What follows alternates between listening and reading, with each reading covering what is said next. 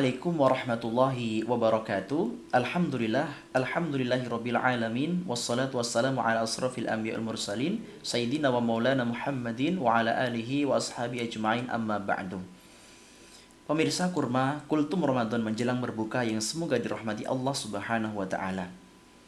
Bersyukur pada Allah Subhanahu wa taala karena Allah Subhanahu wa taala masih berikan nikmat kepada kita, wabil khusus nikmat sempat untuk bisa bertemu dengan bulan yang penuh kemuliaan ini, bulan suci Ramadan 1446 Hijriah ini.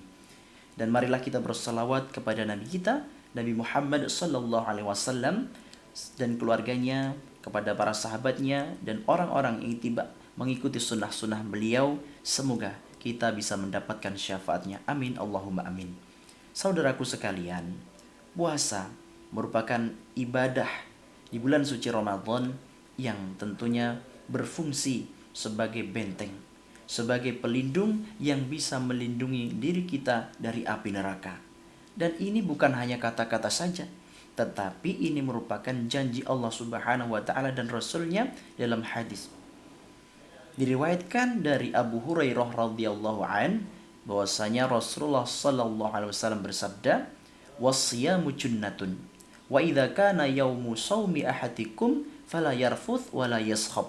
Fa in sabbahu ahadun aw qatalahu falyakul inni mur'un shaimun." Puasa adalah benteng. Jika ada seorang dari kalian yang berpuasa, maka janganlah berkata kotor wala yaskhab atau berteriak-teriak. Fa in sabbahu ahadun aw qatalahu, dan jika ada seorang yang mengajaknya, mencacinya atau mengajaknya berkelahi, falyakul inni mur'un shaimun, maka katakanlah aku sedang berpuasa. Pemirsa, hadis ini menunjukkan bahwasanya puasa bisa menjadi pelindung atau menjadi tameng, perisai. Perisai ini tidak hanya melindungi kita dari hal-hal buruk saja yang datangnya dari luar, namun ini juga bisa melindungi kita dari siksaan api neraka, yang bisa menjadikan kita terbebas dari api neraka. Ketika kita berpuasa dengan penuh keimanan dan juga mengharap pahala dari Allah Subhanahu wa taala, kita sejatinya sedang membangun spiritual yang bisa melindungi kita dari godaan setan atau hawa nafsu yang bisa membinasakan kita. Selain itu, Allah Subhanahu wa taala juga menjanjikan kepada orang yang ikhlas, kepada orang yang beriman, yang berpuasa mengharap karena Allah Subhanahu wa taala, Allah akan menjanjikan apa? Maghfirah, yaitu ampunan.